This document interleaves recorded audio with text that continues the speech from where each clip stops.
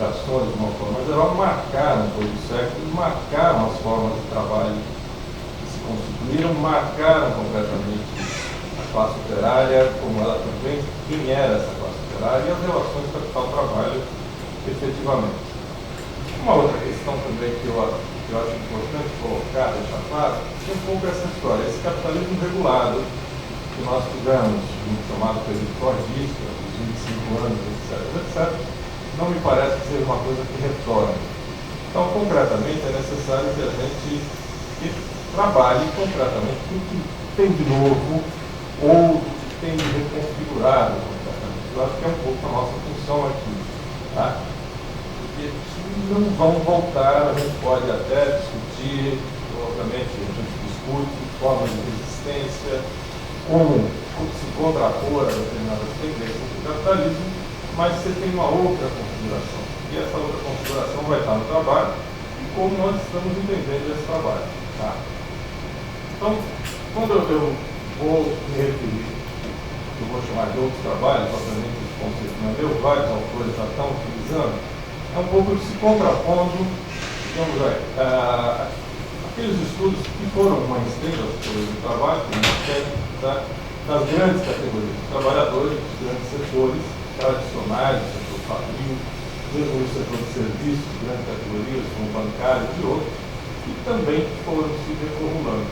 E vários outros trabalhos, ou trabalhos atípicos, ou nem tão atípicos assim, se a gente pensar que a formalidade na América Latina ela foi atípica, pelo contrário, ela foi hegemônica, não ao contrário. Então você tem efetivamente situações que merecem ser repensadas concretamente o que tem sido retrabalhado. Tá? Então, uma série de novas ocupações tem surgido com as novas tecnologias. Tá? O chamado revolução informacional, hoje de manhã até para colocar isso, de um jeito ou de outro, está afetando todas as formas de trabalho, toda a nossa vida de uma forma geral. Tá? Ou seja, mudanças econômicas, sociais, culturais, na qual não dá para você ignorar essas transformações nas comunicações. Tá? Outra coisa, a informática, a biotecnologia, os novos materiais, novas fontes de energia. E você tem, com isso, você tem uma reconfiguração das ocupações tradicionais. Tá? E também a reconstrução de formas precárias de relações de trabalho. Tá? Ou seja, não é que o trabalho, digamos assim, vinculado a essa imaterialidade, que você hoje tem essa discussão concretamente, essa produção de conhecimento, tá? Essa imaterialidade do resultado disso não significa que não necessite de uma materialidade para a sua efetivação. Você vai produzir um software, mas obviamente esse software precisa rodar em uma máquina. Ou seja, você continua tendo a materialidade como um elemento fundamental. Tá?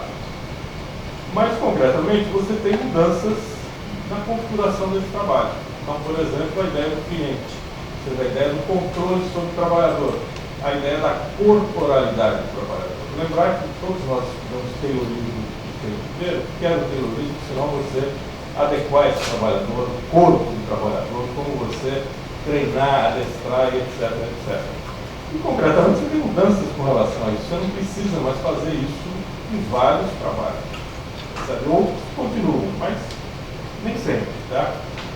E outra coisa, então você tem, além disso, ou seja, cada vez mais os aspectos simbólicos dos produtos, eles têm uma importância muito grande, você tem essa sobreposição, produção-reprodução.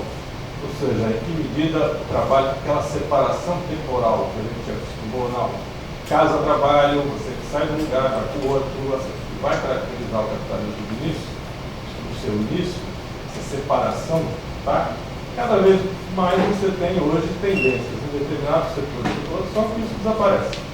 Certo? E mesmo quando não desaparece, todos nós aqui sabemos o que significa ficar lendo e-mail durante o final de semana, respondendo questões, assumindo uma série de compromissos.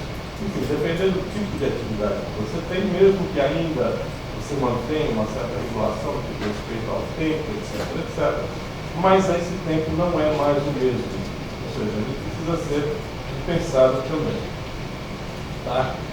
Um outro elemento interessante, e aqui eu estou citando basicamente um artigo do Toledo, né, do sociólogo mexicano, de La Casa Toledo, mas também a Saskia Sassen, quando ela discutia, digamos assim, as cidades globais, e como nessas cidades globais você tem também essa redefinição do espaço-tempo que vai aparecer numa reconfiguração das diversas formas de emprego e cultura do trabalho. Ou seja, ela está se referindo completamente aos sweatshops, que retomam no cenário de trabalho norte-americano, tá? E também uma série de outras atividades extremamente precárias que são reconstituídas. Tá? Até o próprio debate da informalidade, como ele é retomado no final dos anos 80 nos Estados Unidos e nos países europeus, com imigração e uma série de outros elementos. Ou seja, concretamente, você passa a ter uma necessidade de um instrumental analítico adequado. Você pode não gostar de determinados conceitos. Eu acho que nós temos uma certa resistência, por exemplo, seja com o trabalho material, seja com o chamado trabalho criativo, trabalho cognitivo, e uma série de outros. Nós podemos falar de trabalho criativo, o trabalho sempre foi criativo, o homem nunca deixou de pensar para realizar alguma coisa, ou seja, sempre essa ideia de uma alienação absoluta do trabalhador é uma coisa um pouco típico ideal. Efetivamente, o homem pensa no que ele faz, ele sabe elaborar. E o capitalismo vai percebendo isso também, tanto é as mudanças das formas de gestão do trabalho, terrorismo, para as outras. Sabe? Então, concretamente, nós temos um conjunto de novas situações e nem tão novas situações. Por exemplo, o Zé Ricardo de manhã fez referência, por exemplo, à mudança, por exemplo, ocupações fabris, em tese tradicionais na indústria automobilística, elas mudam de lugar. Quando elas mudam de lugar, o que significa concretamente? Tá? Significa precarização? Não necessariamente. Percebe? Significa o quê? Bem, essas indústrias criaram emprego em uma determinada região. Empregos com salários mais altos em determinadas regiões. Elas mudaram de local. Você tem isso no país inteiro. Você tem chamado de telemarketing, hoje você atende o telefone e estão te falando de Pernambuco. Percebe? Aqui em Porto Alegre é em Pernambuco que concretamente essas pessoas estão trabalhando. O telemarketing hoje é um dos setores que mais empregam trabalhadores concretamente. Tá? Então, são trabalhos formais com direitos regulados, uma série de outras coisas. Então, esse elemento tem que ser considerado. Tá? Então, por exemplo, quando a gente fala de regulação, nós estamos pensando nessa regulação no sentido de uma formalização, que efetivamente, como o Dari colocou, ela vem crescendo concretamente. Mas se pensar na América Latina de uma forma geral, isso é um pouco relativo, no sentido de que, por exemplo, é formalização no México, o que é formalização de outros países na América Latina. Tá? O que nós estaremos pensando em regulação quando a gente se refere a outros contextos, digamos assim, do capitalismo periférico. Tá? Uma outra coisa, essa reestruturação produtiva, que passa a ser, digamos assim, o nosso referencial, concretamente, a flexibilidade das produções do mercado, às vezes a gente tende a seguir muito, digamos assim, um modelo europeu, onde os países onde isso vigorou concretamente, e perde um pouco o pé com relação às nossas especificidades. Então, efetivamente, o que é flexibilidade? Sabe? A flexibilidade no Brasil, você já tem desde a criação do FGTS. Se vocês lembrarem, hoje, FGTS é uma defesa da classe trabalhadora pelos seus direitos. Se você pega isso em 66, era o contrário. Sabe? Era exatamente a luta contra, digamos, na época não se chamava flexibilização, era a perda do direito dos trabalhadores.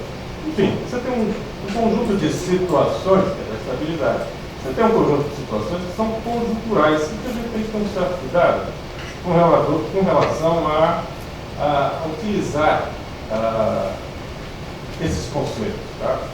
Eu participei de um seminário umas 2 semanas atrás com um sociólogo português, José Machado Paes. Ele discutiu o conceito de trabalho que ele chamava que era um conceito extremamente bichado. fichado e simples, todo mundo falava dele o tempo inteiro, e a partir daí ele perdia muito da própria dimensão, no sentido de que, sabe, o trabalho acabou, o trabalho não acabou, e ninguém sabia exatamente o que estava se falando sobre o trabalho. Então eu acho que a gente tem que ter um certo cuidado na utilização, por exemplo, de vários conceitos que nós utilizamos no nosso dia a dia, seguindo, digamos, determinadas teorias que nem sempre tem muito a ver com o que nós estudamos concretamente. Tá?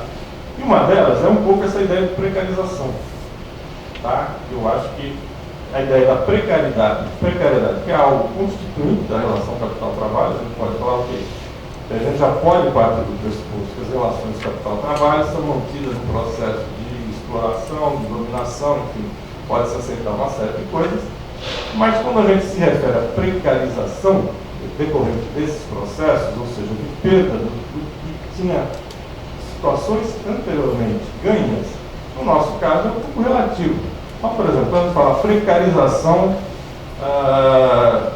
sei lá, do pessoal, dos trabalhadores de software, é complicado você falar dessa precarização. Uma categoria recém-criada, ainda está pouco regulada. O que seria precarizar? A gente pode se referir à precariedade característica de um trabalho intenso, na qual você não tem uma separação disso ou daquilo, mas de outra forma você pode falar, bem, é precarização? Provocando um pouco isso aqui, a gente pode falar da precarização do professor público? Sim, você pode falar de algumas categorias, de alguns estados, na qual perderam direitos. Agora, se você fizer uma comparação, significa o crescimento de uma categoria e o ganho que essas categorias têm tido, embora muito longe de ser ideal, a gente pode falar de um trabalho precário. Agora, é um trabalho precarizado, não sei, é uma discussão. Não estou dizendo que eu tenho resposta disso, mas eu acho que um pouco a ideia de precarização ela tem que ser efetivamente pensada no seu caráter relacional. Tá? Uma outra coisa também é um pouco a ideia da construção que você tem hoje de um tipo ideal de trabalhador empreendedor. Tá? Se a gente pegar todas as novas teorias participativas, a ideia do empreendedor, a ideia da agência do trabalhador, ela é muito, muito forte.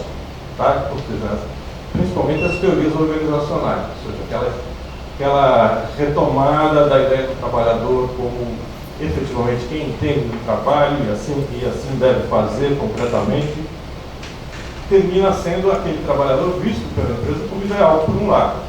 Por outro lado, você tem essa idealização do empreendedor, ela termina fazendo parte da ideologia de uma forma geral. Tá? No sentido de que você espera hoje que esse trabalhador ele seja empreendedor. Espera-se que esse trabalhador informal também seja empreendedor. A tentativa de formalização desse trabalhador é na lógica do empreendedorismo. Ou seja um empreendedor por necessidade, seja um empreendedor de si mesmo, enfim, você pode ver, ou um empreendedor social, se a gente pensar na ideia de economia solidária também. Percebe? Não é só o empreendedor social que ganhou o prêmio da revista não sei o quê, mas concretamente, se você pega toda a proposta da economia solidária, e é uma proposta, digamos, alternativa, a ideia do empreendedor ela volta. O empreendedor social ela termina sendo um pouco naquela linha mesmo do conceito trabalhado pelo Schumpeter, ou seja, qualquer a situação você tem que ter um empreendedor que faça com que a coisa vá adiante. Tá? E a partir daí as políticas públicas, mesmo de um governo, digamos assim, mais popular, ela também vai nessa história, formalização pela ideia do empreendedor, ou seja, pelo trabalhador autônomo, pelo não assalariamento necessariamente. Tá? Então a gente tem o crescimento da formalização, mas esse crescimento da formalização, cada vez mais, é uma formalização que tem outras formas. Tá? Um pouco também, aqui eu cheguei a comentar com a Ângela, não é mais necessariamente a formalização via carteira de trabalho, mas a formalização via registro no INSS.